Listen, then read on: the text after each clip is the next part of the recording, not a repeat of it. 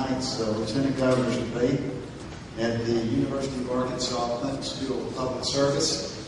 I'm Skip Rutherford, Dean of the Clinton School, and we are pleased to host tonight's forum. The importance of this office is further highlighted by the fact that both Lieutenant Governor Jim Guy Tucker and Lieutenant Governor Mike Huckabee, during their terms, became governors. We also tonight honor the memory of the late Lieutenant Governor Wayne Rockefeller. Let me welcome our audience, which includes students from the University of Arkansas at Little Rock, the University of Central Arkansas, Lyon College, the UALR William H. Bowen School of Law, as well as Clinton School students. Students from these schools submitted questions in advance, and from those, the moderator has selected the ones he will ask. Thank all the students and the schools they are representing for your participation tonight. Before beginning, let me go over a few ground rules. Number one, please turn off all cell phones and electronic devices. Students in my class know that is a given. Please, everyone do that. Unless it is an emergency, please remain in your seats until the 1-hour debate is over. A reception will follow where you will have the opportunity to visit with both candidates and their staffs.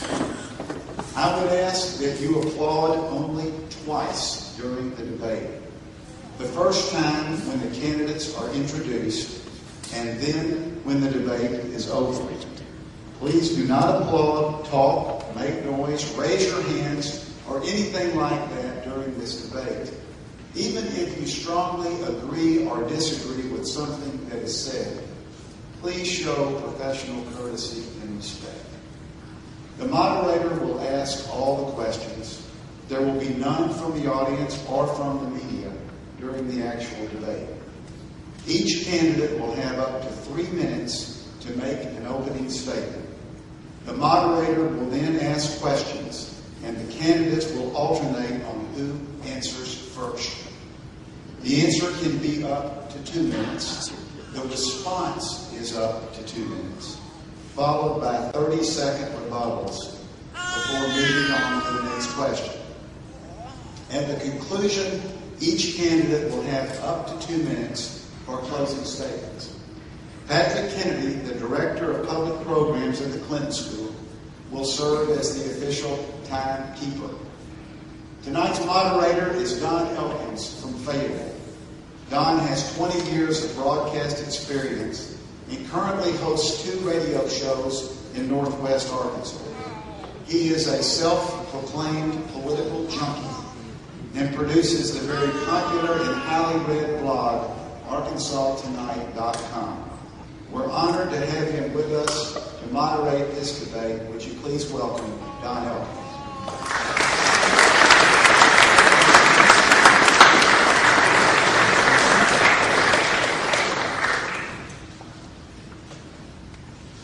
Let's get right to it. Let me introduce the candidates. State Senator Jim Holt and Bill Halter. Gentlemen, I'd like to have you come out.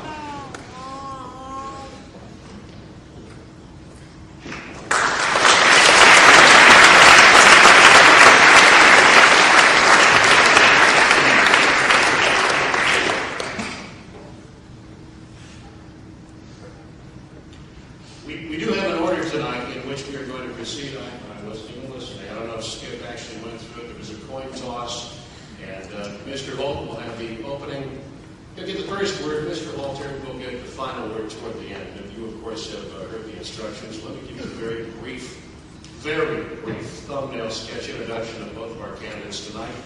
Incumbent Jim Holt is a Republican senator from Springfield, served in the State House starting in 2000, later elected to District 35 State Senate. He was born in Camden, Arkansas.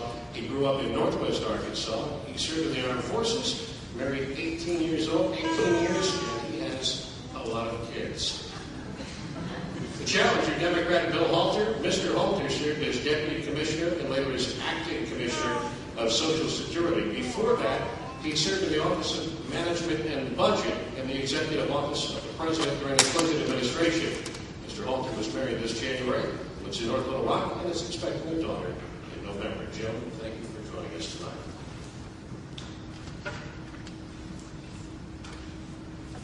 And we'll start off now with the opening statements. Mr. Holt. Thank you. It's a pleasure to be here. And it looks like we're filled with a room. A lot of people that I'm very familiar with. Some representatives and members of the press, the usual suspects, I guess we could say. It's an honor to be here. It's been an honor to serve in the House and in the Senate. It's probably even more of an honor for me when I was serving in the Armed Forces, went to be a food service specialist and became a linguist and then an analyst and then a watch officer for National Security Agency. Served primarily as an analyst and a watch officer, and just kind of secondary. But you know, I think probably the greatest thing, not only was it having to do with being married to my wife Bobby, she's here tonight, and having the children, but I guess probably the best service that I've been able to have is probably just being dad. And you know, it's actually been a pleasure. Some people say to me, "Well, Jim, how do you have 9 children?" First of all, I can have them. I've got super life down here. But secondarily, I guess I could just say that they're actually some of my best friends. My oldest daughter here is with me tonight, Kaylee, and a pleasure to have her here as well. You know, our campaign has basically been just about several things, and it's been really basically giving government back to the people. And how are we going to do that? And the way we've always said is the best way. Thomas Jefferson said, whenever the people are well informed, they can be trusted with their own government. And Win Rockefeller has done a great job as lieutenant governor as far as bringing in, you know, being an ambassador, bringing in different jobs and things to the community and to the state. However, I want to add to that by giving cameras in the committee rooms, by talking with people, letting them see when they log into the lieutenant governor's website that they'll be able to see a bill tracking system, what each bill does. And they can actually see the committees as actually they're happening, well, these recorded first and then come down. And they'll be able to click on their representative or their senator and be able to say, you know, here's his website, here's his phone number. And I think that is something that people really desire because let's face it, I think the reason that most people feel disenfranchised by the government, I think basically is because they have been. And a lot of our campaign has also been focused on party politics. Party politics has been something that I found through the legislature I went in and thinking that this party was the right party, and I still adhere closely to those principles. However, I found that people have a tendency to get caught in the crossfire when it comes to party politics. You know, we don't have Democrat problems, we don't have Republican problems, we really have Arkansas problems. And as I go around the state, we have independents, we have Democrats, we have other peoples and other parties joining our campaign. So we're very grateful for that. And we hope tonight that you'll be one of those as well. Thank you, and God bless. Mr. Halter. Well, thank you, Don, and thanks to Dean Skip Rutherford and the students that are participating in tonight's debate. I'm delighted to be here, not far from where I grew up. I was born and raised on the other side of the Arkansas River, the son of a nurse and small businessman. I'm a fourth-generation Arkansan, and the state has been very good to me. In church, and on ball fields, at the North Little Rock Boys Club, and at home, I learned the values of faith and family, community, responsibility, education, and hard work. I benefited from a terrific education, the kind of education that allowed me great opportunities in business and in public service. After beginning my business career and serving on Capitol Hill, I was honored to be asked by President Clinton to serve in the White House Budget Office. And I'm proud to have been a member of the team that balanced the federal budget for the first time in 40 years. President Clinton then nominated me to be the Deputy Commissioner and Chief Operating Officer of Social Security. I grew up with the teachings of the Gospels that to whom much has been given, much is expected. And that is one of the reasons that I'm running for Lieutenant Governor. For my entire life, Arkansas has been 49th out of the 50 states in income, and 49th out of the 50 states in far too many other important statistics. This is simply unacceptable. There's nothing in the water that says that Arkansas has to be 49th in income or the other things that matter, and there's certainly nothing in the genetic makeup of Arkansans that says we have to be 49th. But to move forward, we're going to have to be willing to take a risk and also willing to invest in our own future. I'd like to be the lieutenant governor who's on the side of all Arkansans, from children to parents to grandparents. I want to make sure all Arkansas children have the same terrific opportunities that I've had. Every hardworking parent in the state should know that their children are attending excellent schools, not merely adequate schools.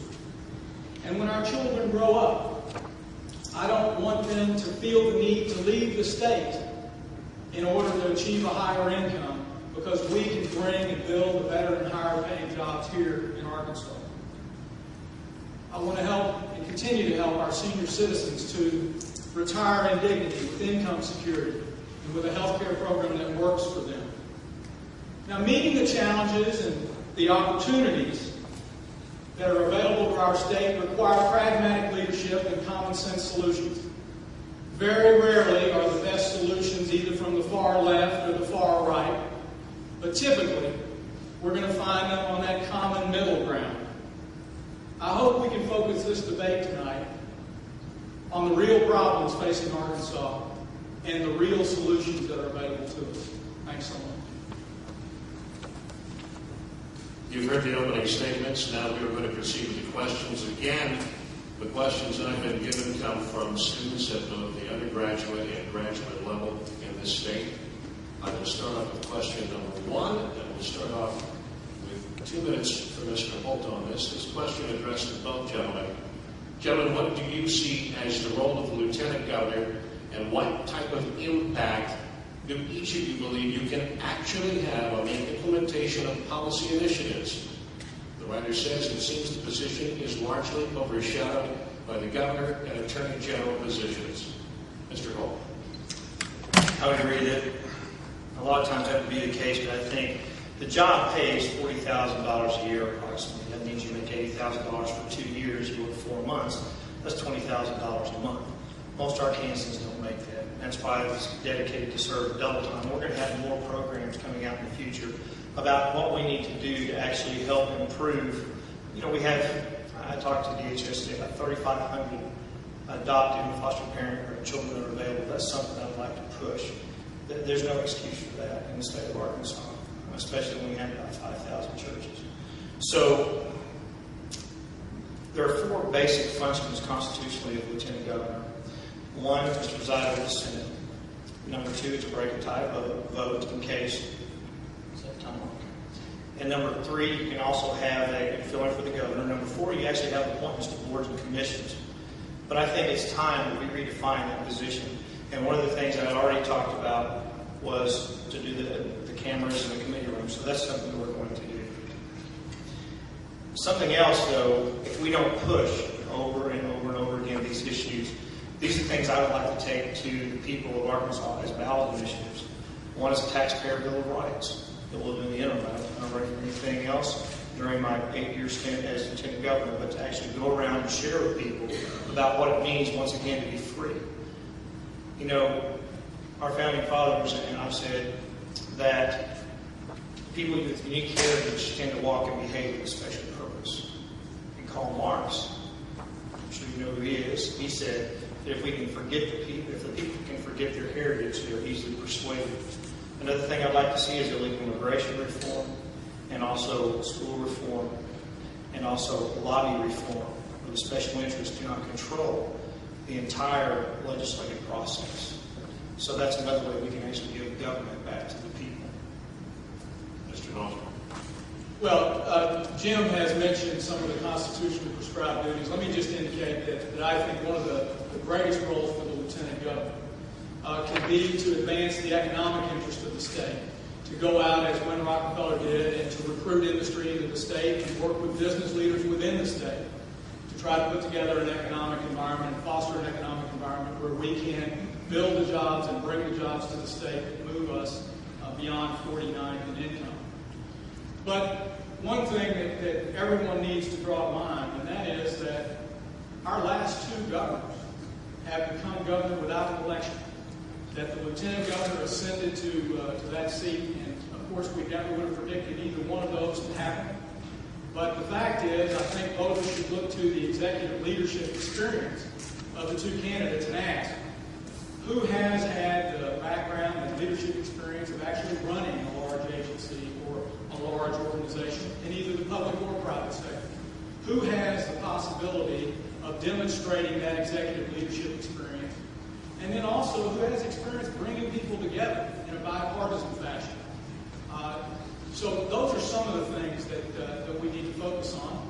But I would also say, currently there's not really anyone in the state government whose focus is to cut across agency lines and be an advocate for our state seniors. We are one of the most elderly states in the country. I know from my time leading Social Security that 1 out of 5 Arkansans receive a Social Security check each month. And we also know that the health care needs of seniors need to be dealt with. There are some big differences between my opponent and myself on these issues. I think they will become known here over the course of this next hour. But let me just say that the lieutenant governor position can be much more than it's been in the past. But it's also been very important in the past as the last 2 governors have come from that job. Mr. Holt, 30-second rebuttal. Well, I guess the question that I have is, we keep talking about economic interest, and I'm all for that as lieutenant governor. And bringing big businesses to the state, I keep saying we need maximum wage jobs. We're losing jobs left and right throughout the entire state. And that's got to stop. Now, who has the plan to do it? When we bring large business, we've been in state government for quite a while. We've been familiar with the budget. We've been through the legislative process. And bringing people together, like we said earlier, we had a Democrat spokesman on our campaign. Thank you, sir. Mr. Halter, 30-second rebuttal. Well, I think that you're going to see, and we'll point this out over the course of the evening in terms of bringing people together on a bipartisan basis. Unfortunately, too many of the votes in the state Senate, where there are 35 members, wind up being 34-1, with my opponent being 1. And I'll outline some of those as we cover specific issues of policy. In terms of operating on a bipartisan basis, I was confirmed by the United States Senate 100-0 in a Republican-controlled Senate, and then worked with a Republican Congress to improve Social Security. Gentlemen, next question. This is a hypothetical. You disagree with legislation that the governor promised to enact during the gubernatorial campaign. Now the governor has had that legislation introduced in the Arkansas Senate, where you are presiding officer, but not an elected member of the Senate. As such, do you have any right to try to use your presiding position to try to influence the outcome of that legislation? Mr. Holt. Well, first, I mean, Don, it's a hypothetical on top of a hypothetical. So let me assume. The question is for Mr. Holt, sir. Sorry. I'll be going first. Okay.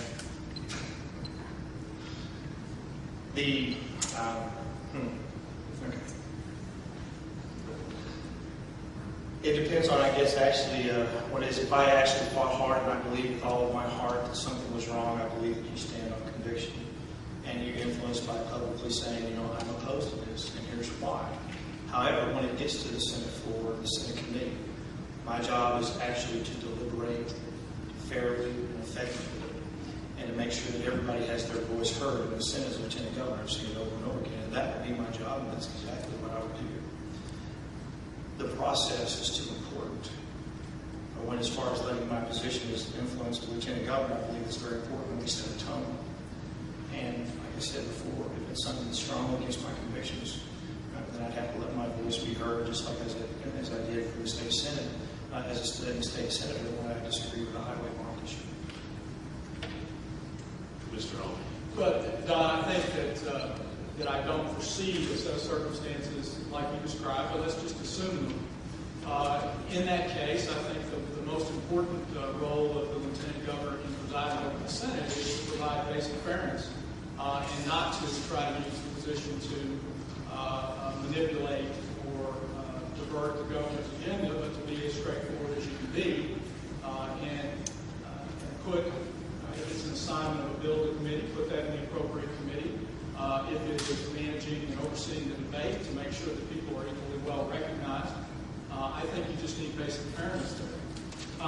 Obviously, I think depending upon the issue, that's not your only role, of course. You can go to the governor and say directly, here are the concerns that I have with your piece of legislation, or here are some ways I think we can improve it. But that's not to be done from the chair. Mr. Holt, 30-second rebuttal. No need. My apologies to both of you. I'm told I alternated you incorrectly, so I apologize. This was supposed to be Mr. Halter's first question. But, you know, I can make a mistake. Like it's a surprise. All right. We have no rebuttals on this one, so let's proceed to question 3. And because I asked you first, Mr. Halter, why don't we go back and do it the correct way? Hopefully you won't hold it against me. No, sir.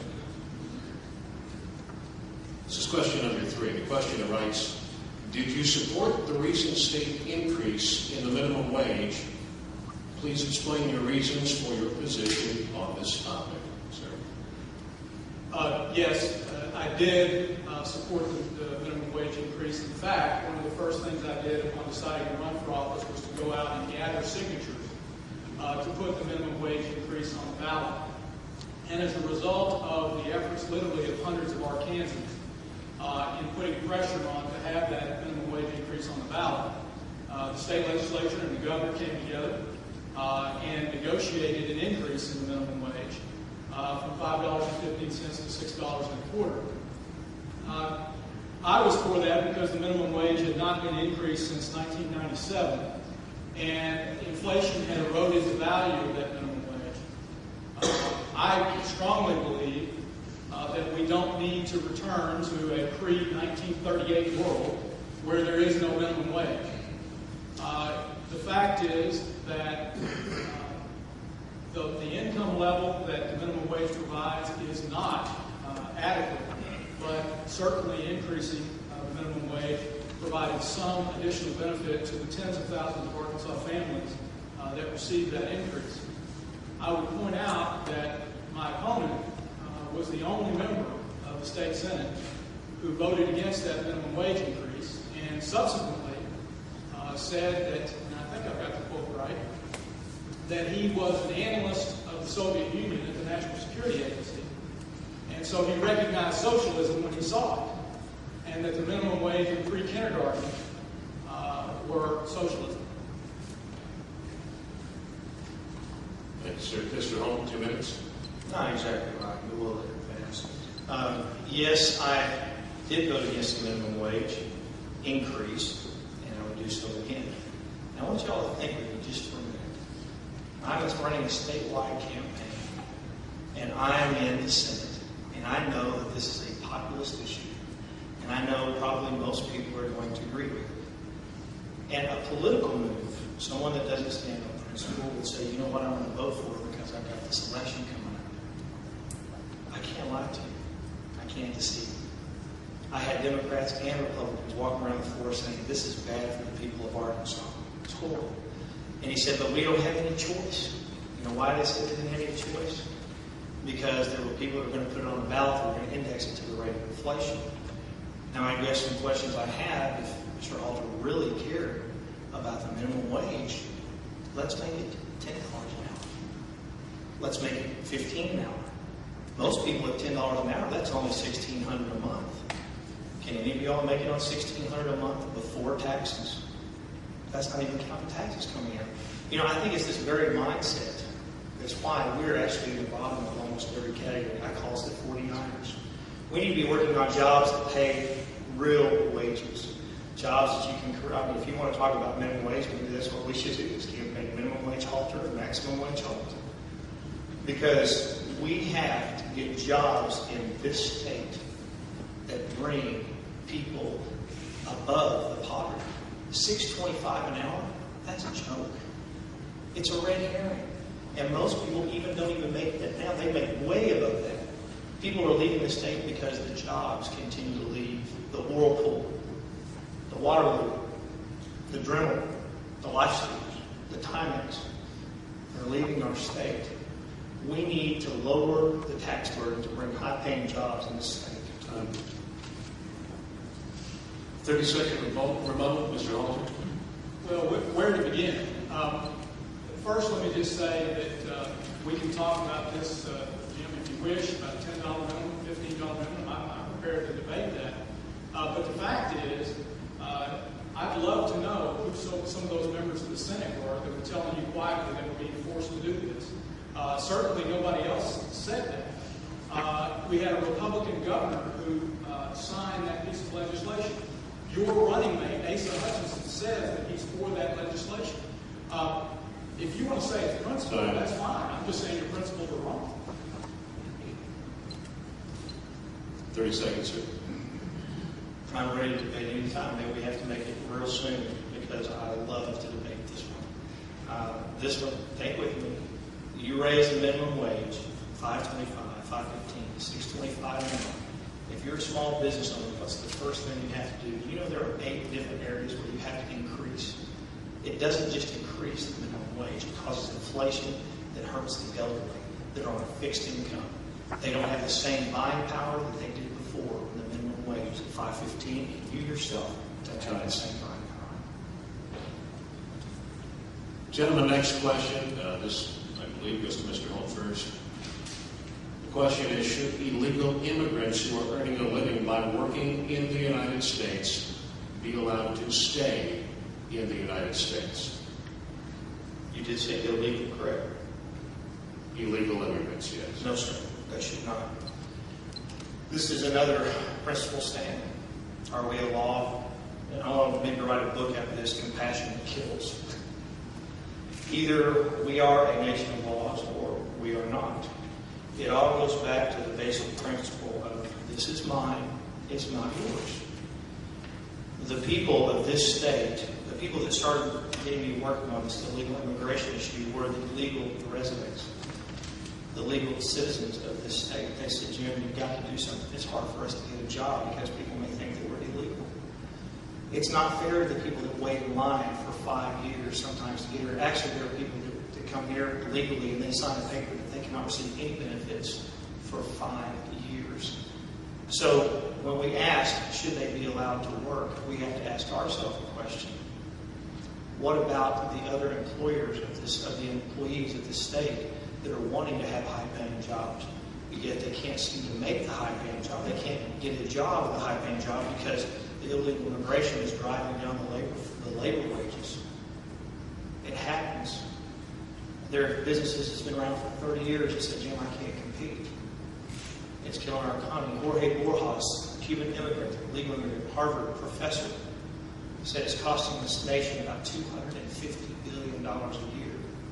And I guess the question also be, not only does it hurt the people that are here legally, but it also hurts our citizens. Because we can be called upon to give our lives for our freedoms for this country in a time of war. A person that's here illegally doesn't. Number 2, we also create a slave labor force because they can't sue. They can't have the workman's comp insurance. That's a problem.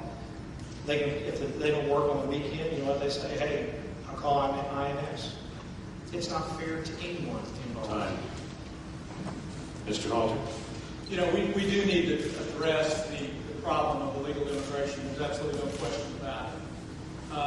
The fact is that our borders have become far too porous. We all know that it is a federal responsibility to guard and safeguard our borders. The federal government has largely failed in that responsibility.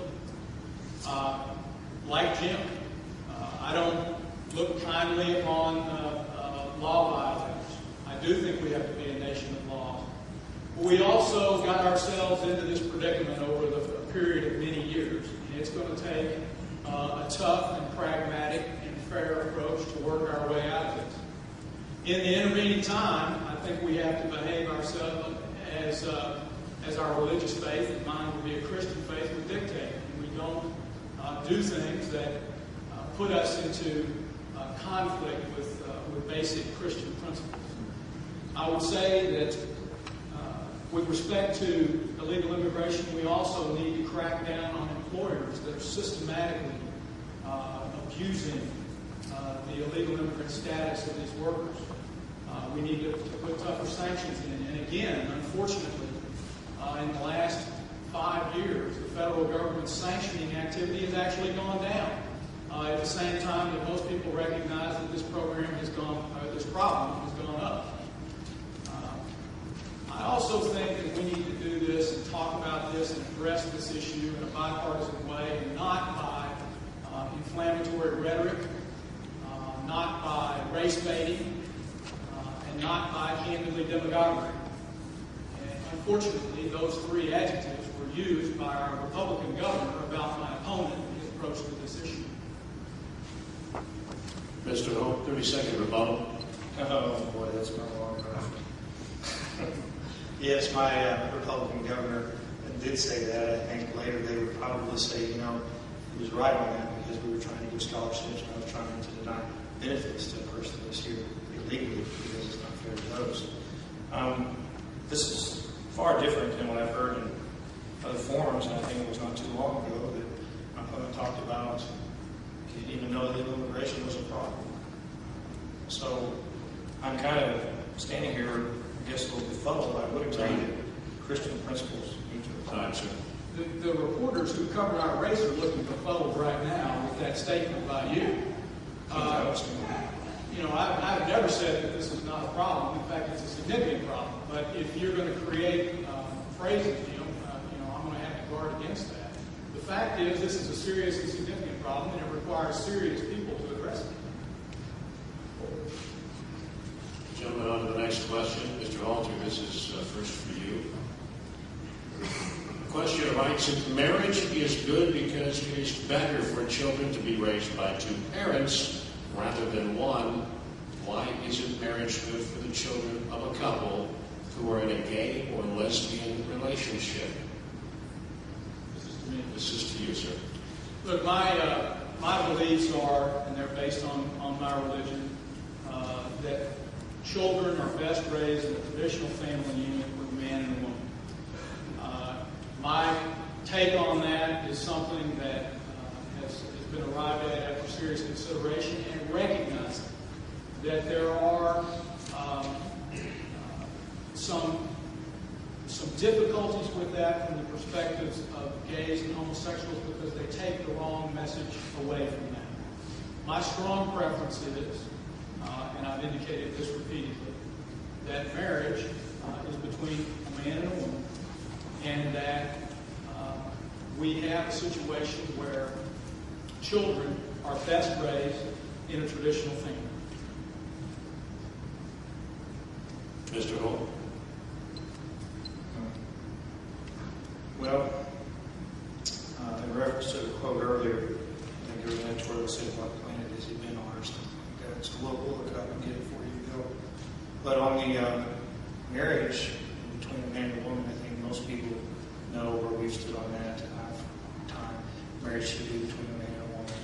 And a child, I mentioned earlier about what we need to do to take care of the adoptive and foster care problem in the state. And that plan will be released in further detail a little later. So another one we'll put to for a while. The question was, though, why is it not good? And, some questions, maybe they say shouldn't be answered. But I guess, I'm up here to share it in part because I'm looking at the next generation of leaders. And I love you too much to just sit here and blow and go at you. I've got to tell you what I believe is factual in this. If you look at many, many studies, they talk over and over about, and if you look at any legislation that we passed, we sometimes pass legislation to protect individuals. As a matter of fact, my goodness, we go so far to take your kids to school nowadays, the body mass index. I've never understood that one, but we go so far to do that because we want to protect people from themselves. That lifestyle is a damaging lifestyle. There are many books and documentations about how it actually cuts short the life of an individual. And I don't think that is actually what we need for our children and for our society. And I think nature has it figured out. and they know it knows what works. Now we're trying to override nature. So that's some of the reasons why I believe what I believe, and my time is almost up. Mr. Halter, rebuttal. Save the time. Sir, Mr. Holt, anything on top of this? No. Well, I would like to know because, and I want to make sure I heard this correctly, there was definitely for marriage between a man and a woman himself personally, and it's not because the people of Arkansas voted that way 75%, and that marriage or adoption he would actively pursue, trying to keep gay adoption from happening. Since he has 30 seconds left, I would be more than happy to yield that in here and unequivocal yes or no. The first question was, do I believe that marriage should be between a man and a woman? You personally, and you would advocate that in law Yes. and gay adoption. You're not going Go back to my previous answer. It seems, Jim, you have a hard time accepting yes for an answer. We've never got one before. Gentlemen, let's continue on to the next question, if you would.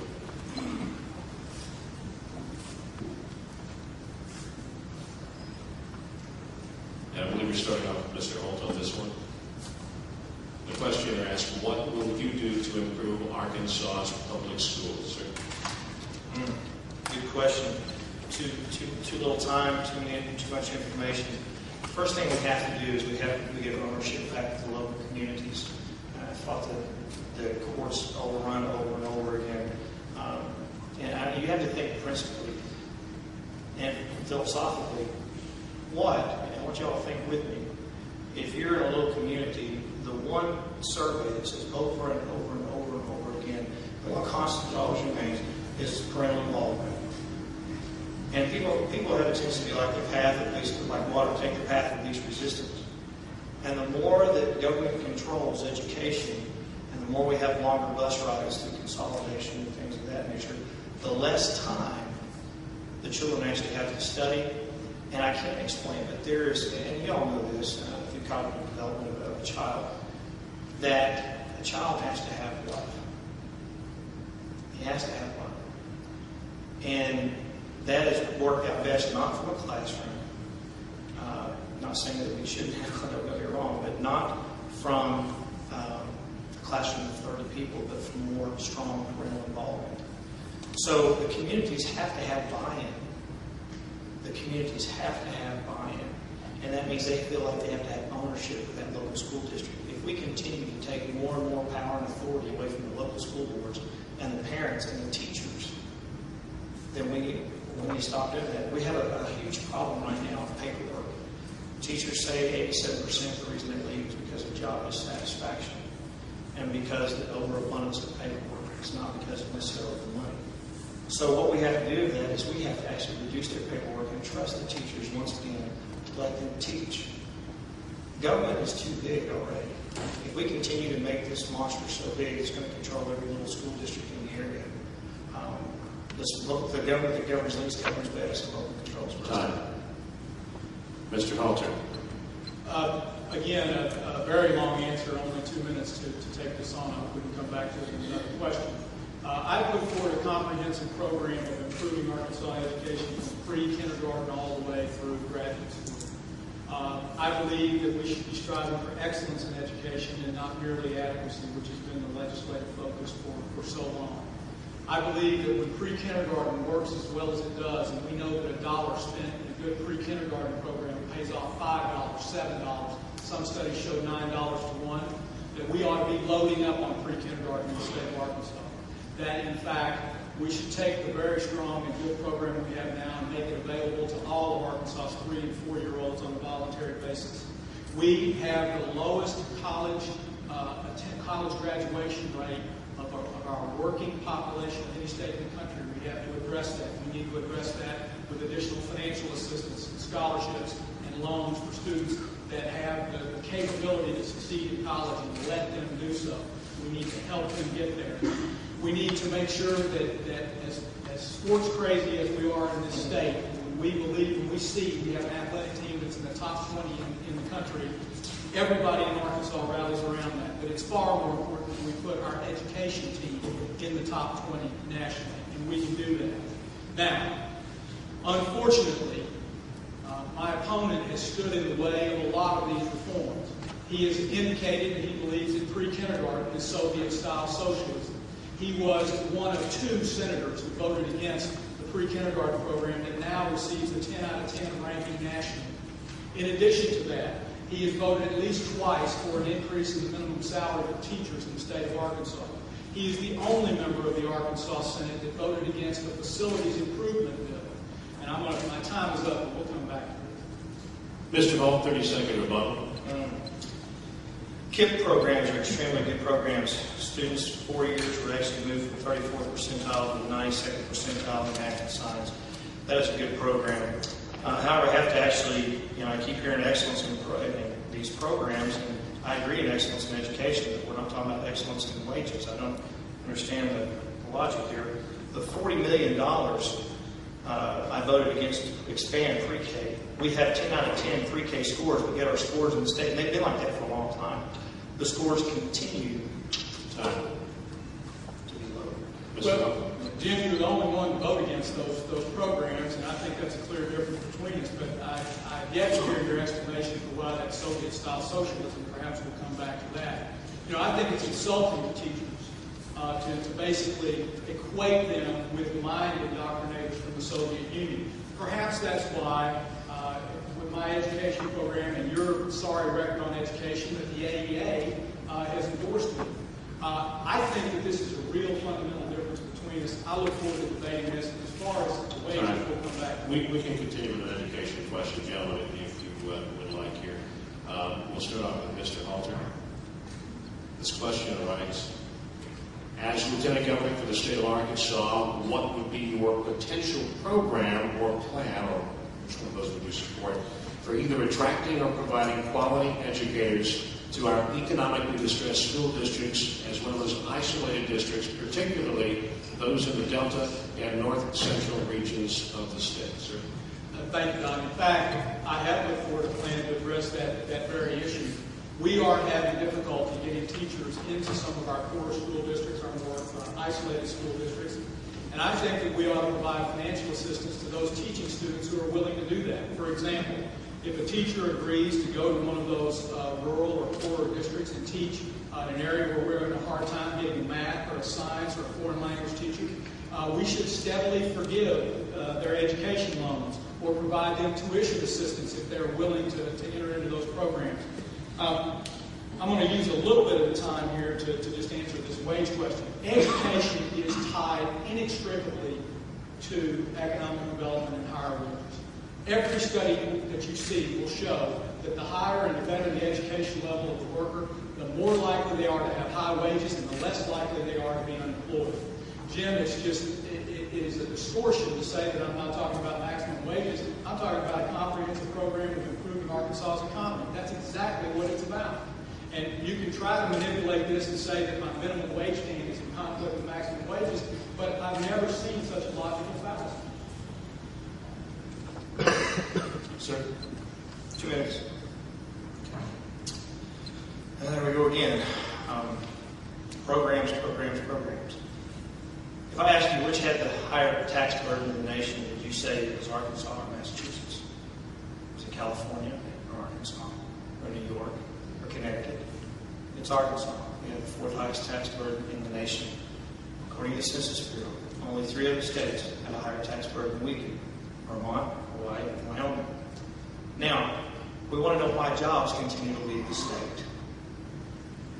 Because we're taxing ourselves and pricing ourselves out of business.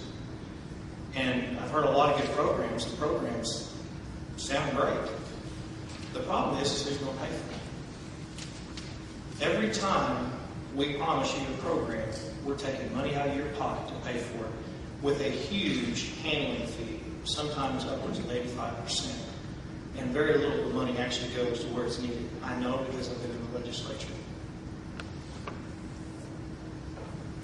My opponent hasn't been here.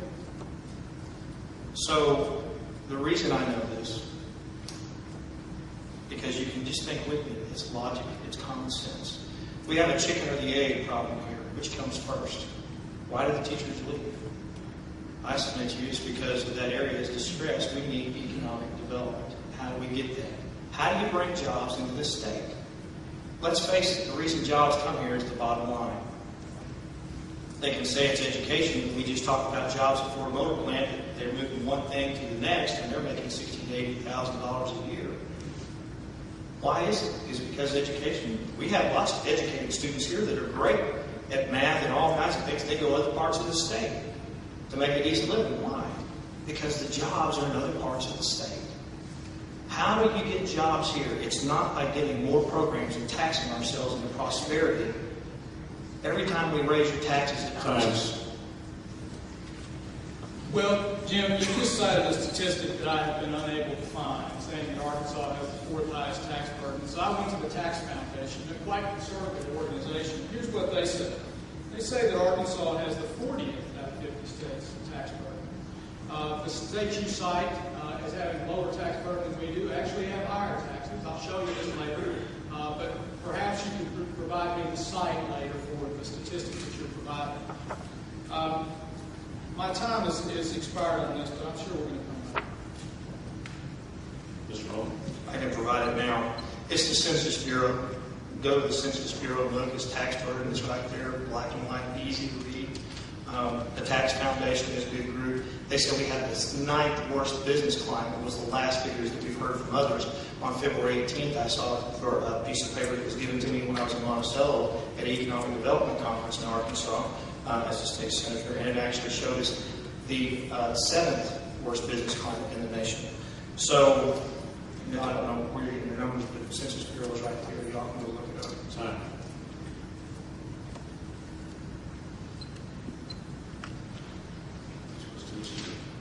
Mr. Holt, second. Mr. Holt, second. Yes.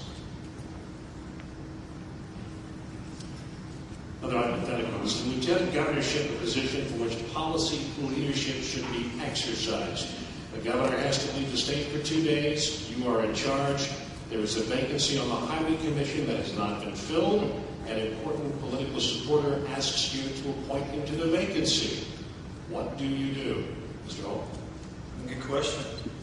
I think this is one of the things that's wrong with politics. You have a good political person that supported you for years. The question that I would ask first is the person able to do the job. Is he qualified? And I think that's what's fair. And also, if the governor, regardless if it's Democrat or Republican, whichever governor is in the state, what I would do is call and say, you know, is there a preference that you have? Is there something here that I would try to assist in that situation? I think people are kind of tired of the old, I'll scratch your back, you scratch mine type of politics.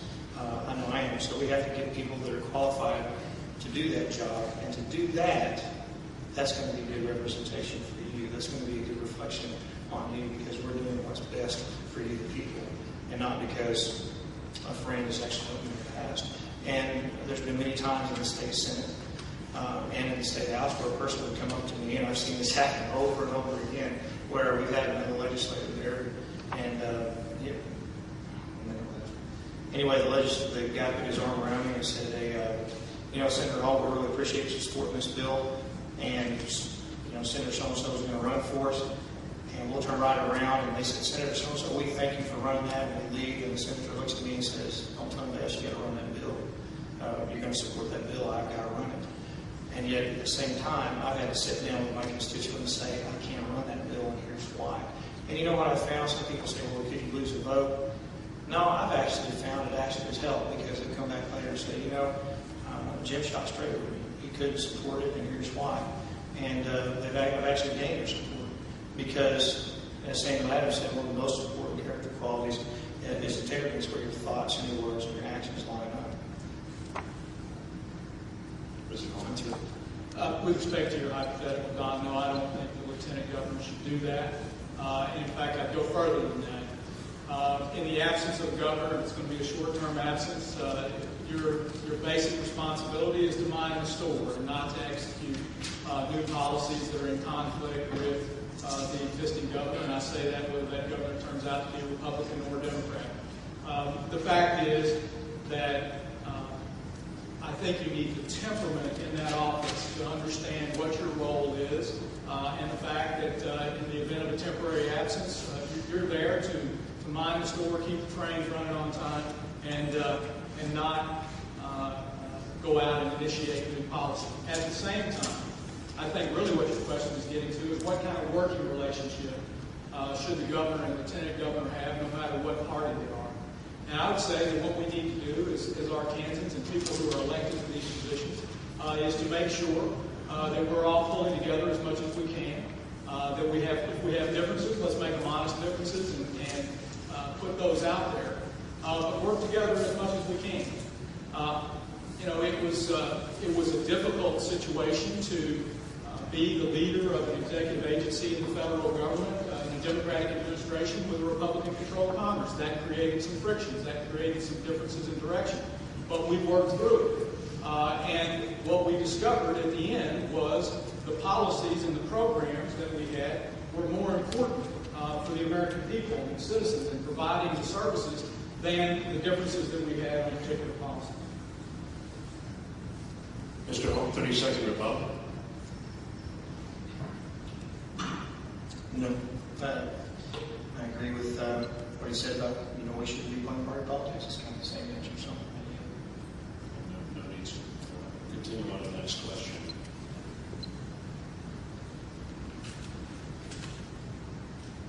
Gentlemen, there's been a lot of talk about reforming ethics and outlawing legislators from getting a cup of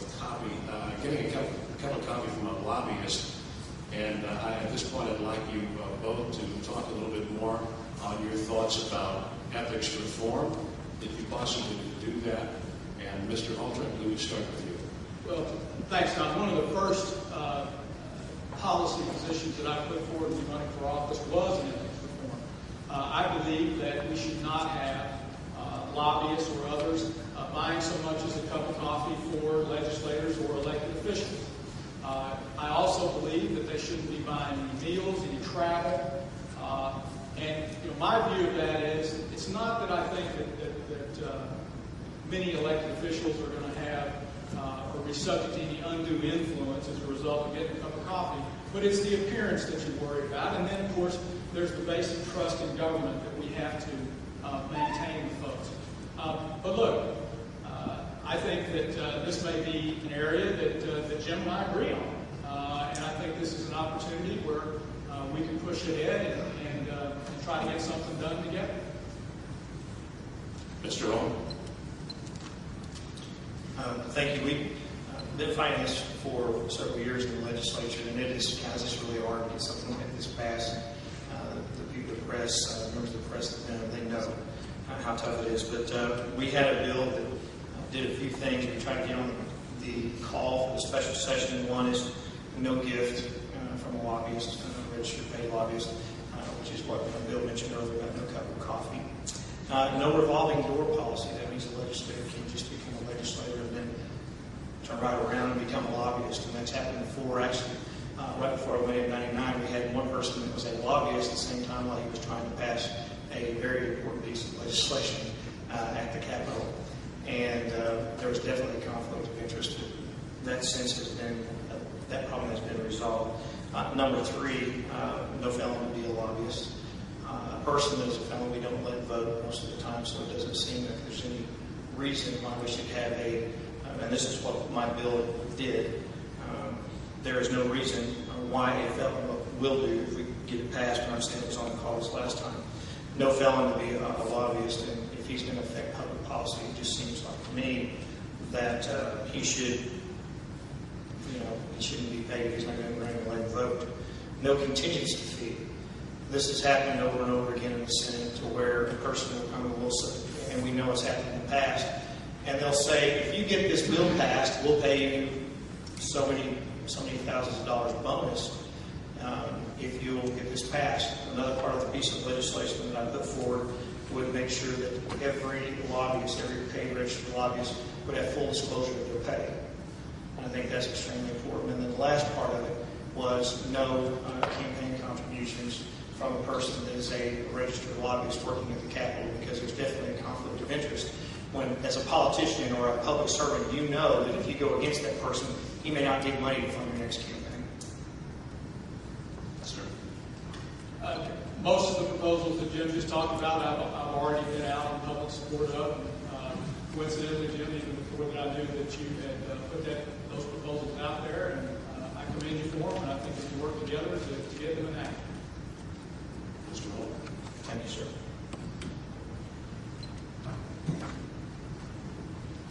Another question, gentlemen. The writer asks, what is your position on whether the state typically courts outside investment through taxes and other incentives? And do you think these tax revenue losses, which are often considerable, are truly recovered through the subsequent increase in employment and growth? I believe we start with Mr. Holt. Well, our tax revenue, we've already been over this before, and it's going to be kind of like the same song, second verse. We have to do something, to alleviate the tax burden on these businesses. If we continue to raise taxes, they're going to continue to leave. And if they continue to leave, we don't have high-paying jobs for our citizens. And that's got to change. That has to change in the 4th district. It has to change in the 1st.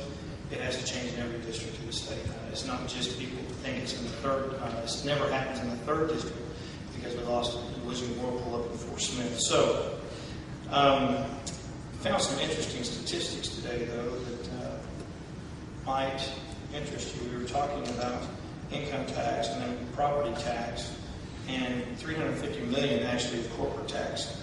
So right now in the state of Arkansas, we have $468 million in the bank in the state of Arkansas as a surplus.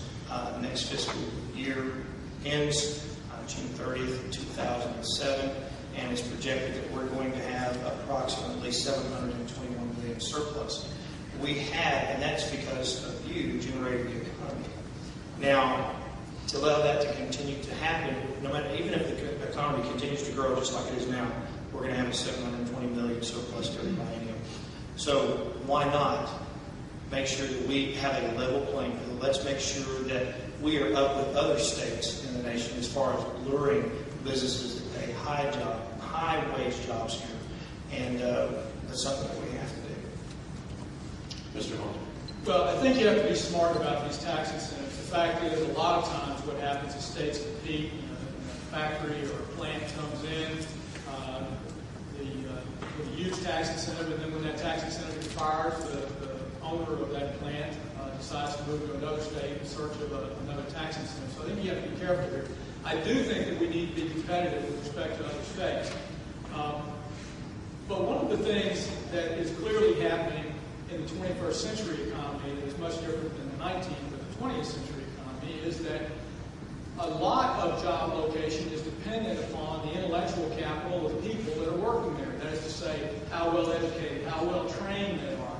And that's something that we need to do here, a better job of in the state of Arkansas, because those people that decide to get very well educated, very well trained, and are in the state of Arkansas are not likely to move if the jobs are here for them. So we can bring people in that way. I'd also say, in terms of just basic economic development, we have come up short as a state in getting our fair share of federal research and development funds. The fact is that Arkansas gets round numbers around $125 million a year. It bounces around a bit in federal R&D. But if we were at the national average per capita of federal R&D, that would be $400 million more dollars a year coming into the state. $4 billion over a decade. And that's going to take some time to do that. But that research and development and the innovation that can come off of that can spur new industries. That's what's happening in the most vibrant economic areas in the country, in Silicon Valley, around Austin, Route 128 around Boston, in Washington, D.C., outside the technology quarter. Those are the jobs of the future. They pay very high salaries. There are stock options for the employees so they can accumulate wealth in these companies. One quick example, Google has only been around for less than a decade. 5,000 employees. 1,000 of those 5,000 employees are millionaires as a result of their stock options. We can do that here. Mr. Holt, 30 seconds. I agree with Mr. Halter, and we have to be careful not to give away the storehouse. So that's not what I'm talking about. What I'm talking about is an overall not political, but a landscape as far as a tax environment that's conducive for business and high-paying jobs. And once again, we go back to which comes first, the chicken or the egg. I think we have to have high-paying jobs. job service or more, if you will, which actually increases the educational output. If a child doesn't feel like he doesn't know where his next meal is going to get, or his mom and dad don't know where their next dollar is going to come from, and they're going from paycheck to paycheck, it puts too much stress on the home. Mr. Halter. Let me say this, we've only got 30 seconds, but while we're on the subject of taxes, I want to make it clear that I am for eliminating, phasing out the sales tax on groceries in Arkansas. We're one of the few states that currently has that tax, and we need to phase that out. Let me also say that in terms of economic development, it's not just the tax incentives, but also the overall economic environment, the power of the research university, and the level and the training and the quality of the workforce that's going to determine when industries come in.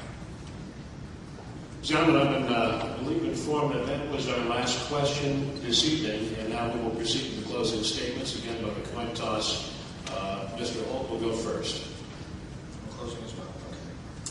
Well, you know what? As I stand here before you and we're getting ready to leave, I would like to just share with you some ideas that maybe, I want to clear up a lot of misconceptions that are out there. For instance, which political party, which president, which political party ended slavery, emancipation proclamation? The Republican. Which president, which governor in the state of Arkansas during the 50s and Little Rock 9, which governor, and most people don't even realize this, who was it that said we're not going to let those people in here? It was the Democrat and the Republican Governor Eisenhower that came in and said, yes, we will desegregate. Which party took Social Security from an independent trust fund and put it under the general fund so that Congress could spend it? It was Lyndon Johnson in democratically controlled House and Senate. Which political party eliminated the income tax deduction for Social Security, a 5-year withholding? It was the Democrat Party. Which political party started taxing Social Security annuities? It was the Democrat Party. Now, if that doesn't kind of surprise you, which it seems to surprise a lot of people, and I think Mr. Halter would agree with me, he wouldn't have probably been for doing those things, neither would I. But there's been some, quote, stereotypes that need to be cleared up. One last thing before I end. If we continue to allow government to take God from our society, who's left to give us our rights? Do you know? It's the government. And if the government's big enough to give you rights, they're big enough to take them away. My job as an elected official is to protect your freedom. Thomas Jefferson said this. He said, can the liberties of a Democrat say, can the liberties of a nation be secure when we remove their only firm basis? What is it? The conviction in the minds of the people that these liberties are the gift of God. Thank you. Mr. Halter, you have the final word. Thank you, Don. Thanks to everyone here. Jim, thank you for the spirited debate. When I was growing up, our state was known as the land of opportunity. With great parents and a good education and hard work, I've had some terrific opportunities in both the public and the private sector. But we need to broaden and deepen the opportunities that are available for all Arkansans. We'll do this by striving for excellence in education, not just adequacy. We'll do it by building and bringing the higher-paying jobs of the 21st century to Arkansas. We'll do it by providing enhanced retirement security and health care coverage for our state's seniors. Now, this is going to require pragmatic, common-sense solutions. Tonight's debate has shown, I believe, a clear choice for voters. With all due respect, my opponent has a record of too often being the odd man out. On many important issues, he not only disagrees with me, he disagrees with Asa Hutchinson and with Mike Huckabee.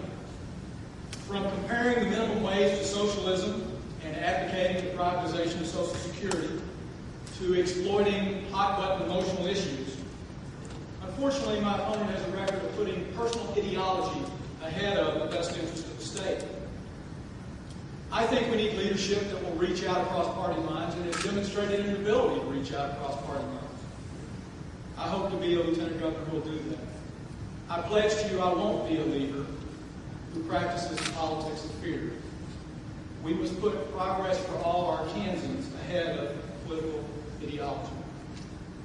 With your help, hard work and God's grace, I think we can do it.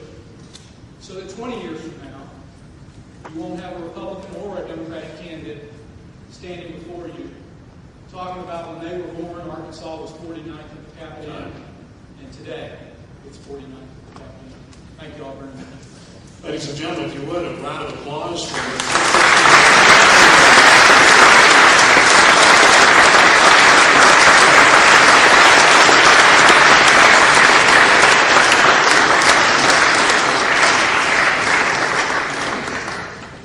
I'm also supposed to invite all of you to a reception that's about to take place. Skip?